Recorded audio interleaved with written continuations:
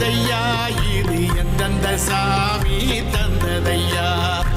எத்தனை பாட்ட சொன்னதையா சுத்துற பூமி கண்டதையா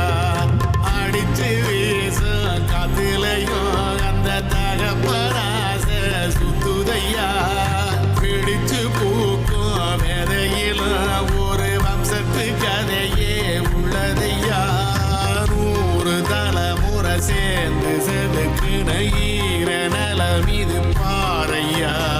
வாழும் வரையில்